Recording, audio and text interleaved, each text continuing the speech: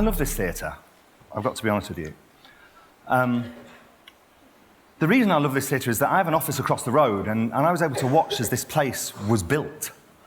And this place literally kind of squoze its way out of the ground over a series of years and kind of elbowed its way into Leicestershire's consciousness. It was brilliant.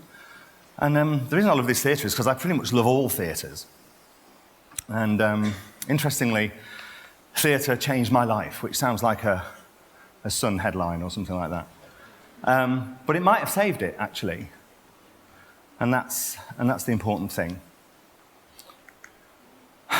Growing up in Salford in the 1960s and 70s was an interesting experience. We were all, as kids, in gangs. We all ran around creating havoc. I was little, so I was the lookout, while the other members of the gang reappropriated things that weren't theirs to start with. Usually sweet shops, once a beer truck. And it's amazing how I never got sent to Borstal. I was lucky, I guess. We moved around a lot as a family at that time, and we did move to an area that was slightly nicer than this, and in colour. And I developed a sense of style, as you can obviously see. I'd learned, because we moved such a lot, to make friends really quickly. And I made a friend in this area called David. David and I went out underage drinking at 16, because that's what you do. And when you've had, a wayward upbringing. And David and I were out one night, and on the way home, I remember it was sort of a frosty December night, and on the way home there was a shortcut across a motorway, and it involved jumping off a motorway bridge about a metre gap onto a lamppost, shimmying down the lamppost and crossing the road. And I dared David to do it, because I'd done it before and I knew it was possible. I was just calling him a scaredy cat. And what I hadn't factored into this equation was the frost. So he jumped onto the lamppost and shot down this lamppost at a rate of not... David broke his ankle, is the outcome. So I helped David home to his mum, who was an entertainer. She was a singer, used to travel the country and abroad doing shows. And she just freaked out. And I thought, wow, this is a big reaction, even for a soprano. And the problem wasn't his leg, because I knew that would heal. The problem was he was in a show in 3 weeks' time at the local theatre. The problem was that he was now not going to be in the show, and I was so scared of her that when she said to me, "So you're going to take his place?" I went, "Yeah, okay." I had no idea what I'd signed up for. I'd never been in a show before or anything like that. But it was 3 weeks of intense rehearsals. And as I stepped onto that stage in front of a full house, so scared and so under-rehearsed, a bit like now, really, that traumatised me. And to this day, if I hear the opening bars of the overture to Carousel, I need to pee. Oh, no. Thank God for that. I need to pee anyway, so it's okay. I do hope the audio's working for later, guys. So began my creative life. My love with the theatre really started then, and it was like a family. It was fantastic. We did amazing things together. There was a shared experience. It was superb. And it's nice that we're all sitting here today in a theatre, listening to stories, being entertained, just dreaming a little bit about the future. It's nice. 48 years ago, in another theatre, in a Paris suburb, students from the nearby Sorbonne University would gather. And they were gathering on this occasion with a specific reason. They were about to start a revolution. They just took over the theatre, and the management kind of let them. Don't worry, guys, I'm not going to do it today.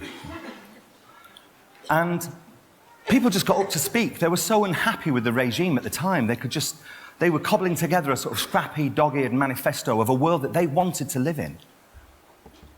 The thing you need to know about France at that time was that under Charles de Gaulle, it was newly prosperous, but very, very conservative regime. Women couldn't wear trousers to work. Married women had to ask their husband's permission if they wanted to open a bank account. Homosexuality was a crime. Workers in factories and offices had no rights. You could fire somebody on the spot and nobody had any redress. The single TV channel that they had a news program where all the news was vetoed and sanctioned by the government first. And finally, the education system, which was so bureaucratic and unfair. And that was the straw that broke the camel's back in this situation. And that's why the students took to the streets. And interestingly, word got out, and this is pre-internet, but by word of mouth, the workers from the offices and the factories got together and they came with them. And within 2 weeks, there was a general strike. It brought the country to its knees. And the problem that they had with that was that they weren't ready for it. In fact, during that period, Charles de Gaulle disappeared for 6 days. Nobody knew at the time where he'd gone. Honestly, I think he just sort of took a look out the window one morning and thought, nah, I'm going to have a duvet day. It's all the same to you. So what has this got to do with Leicester in 2016? Well, actually, if we wanted to start a revolution, I mean, we're in a theatre, we could do a lot worse than be in Leicester in 2016, because Leicestershire has more creative businesses than almost any other city outside London per capita. It's interesting because it takes a certain type of crazy, mad-eyed lunatic to start a creative business. You have to be driven. This risk-taking is in your DNA. The problem with that, and it's not a problem for small creative businesses yet, but bigger businesses sort of don't have that. A lot of bigger businesses, and I'm not talking about the Apples of the world, I'm just talking about large businesses that do infrastructure-type stuff. The large businesses, they don't have that entrepreneurial sort of zest. They're big, so they have it all to protect, and they want to play it safe. So they don't take risks. So the problem with that is two things. First of all, they only hire people a little bit like themselves so that they don't rock the boat. And entrepreneurial lunatics like this man don't want to come and work for those companies. These people do. And the second problem is when you hire people like this, you get this sort of safe situation where they develop by increments. They change things a little bit rather than a big, bold move. So they don't have innovation, they have iteration. And so the second problem is with this groupthink, large companies are literally starved of creativity and innovation. Okay, so we need more creatives. We need more creatives who are prepared to really have a conversation with the establishment. The problem is with that relationship is that when you get a small company, a small creative company, and a large corporation, there's this kind of master-slave relationship going on. And that's a problem, because we want to come to you with ideas, but you're telling us what you want, what the ideas you've had are.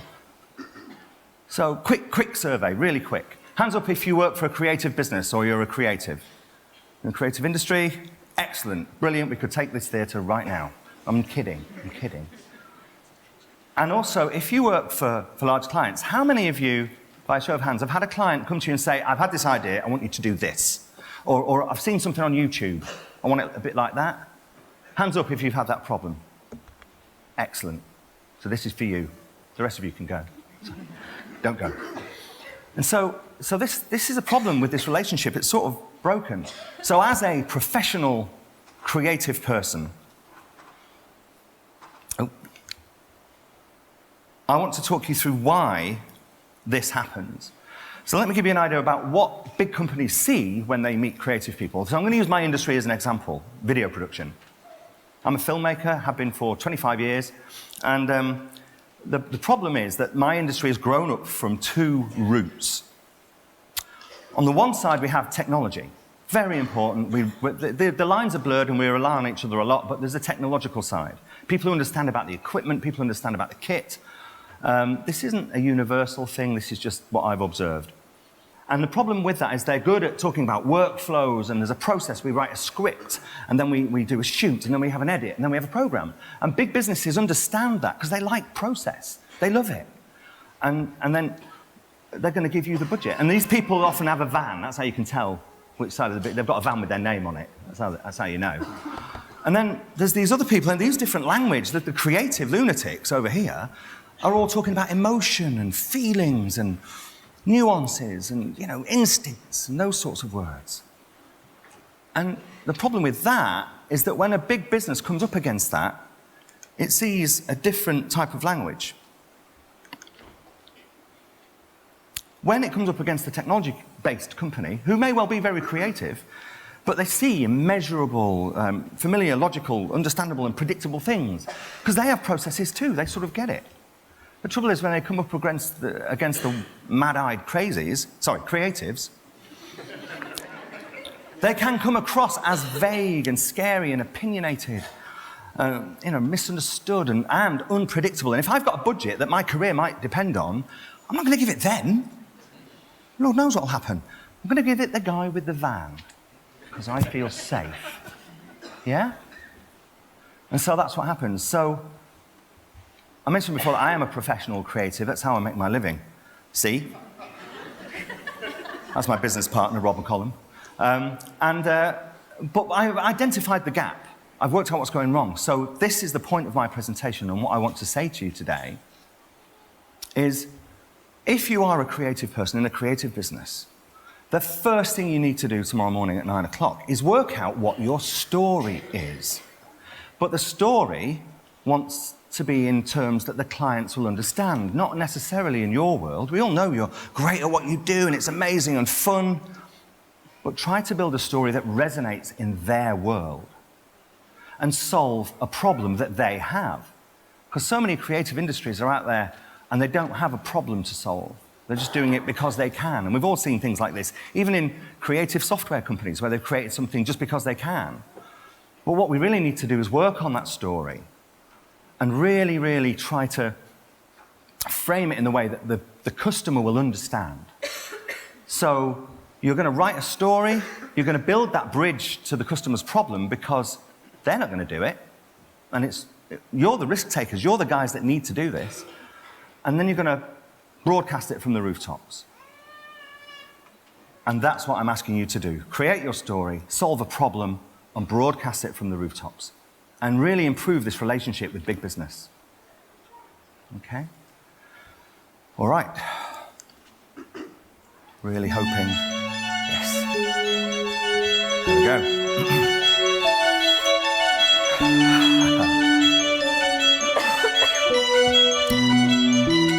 One day more, another day, another destiny, this never-ending road to Calvary. These men who seem to know my crime will surely come a second time, one day more. I did not live until today.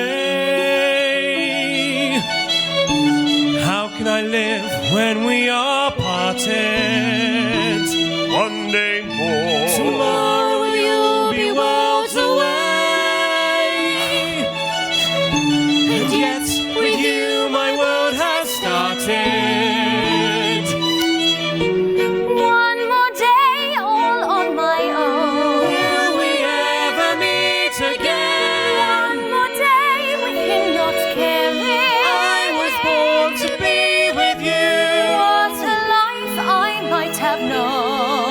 And I swear I will be true. But he never saw me there.